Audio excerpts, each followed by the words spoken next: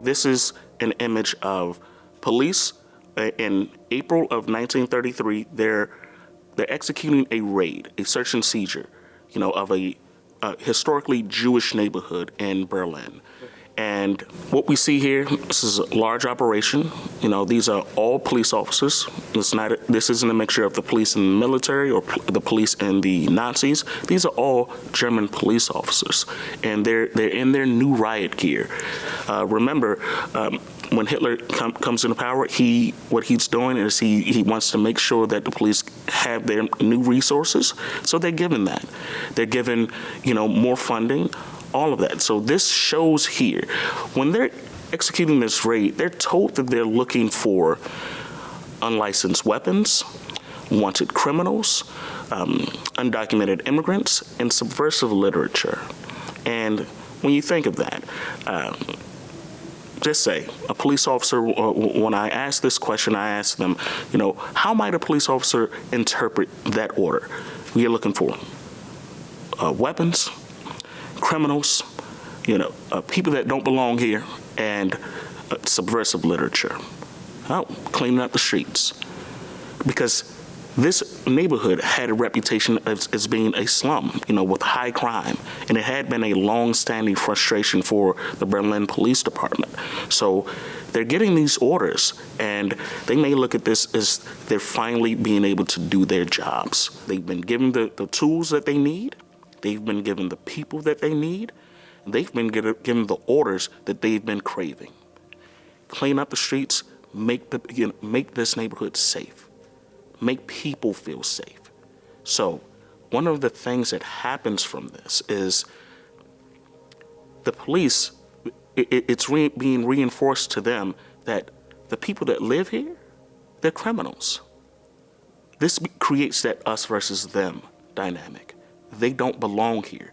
They're not a part of our community. So this doesn't only have that effect with police, because just say an ordinary German citizen opens up the newspaper, sees this scene. What they see is, hey, the police don't show up like that to the good neighborhoods. Those people must have done something. Why might they believe that? It's because they trust the police. The police are legitimate. The police have the authority. The police have training. Also, when Hitler comes into power, he says, hey, I'm going to make you safe. One of the things that changes of what the police are looking for is that subversive literature. Because what this begins to do is it's tying Jews with a communist, takeover.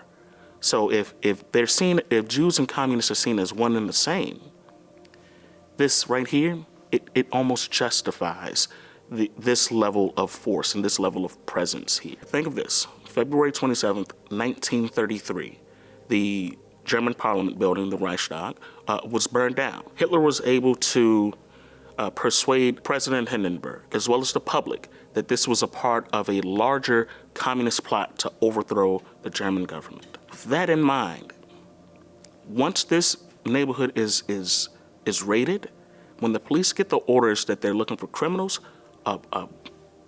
weapons, and people that, undocumented immigrants, as well as subversive literature, this right here is what ties the event of the Reichstag fire and the people that live in this neighborhood here.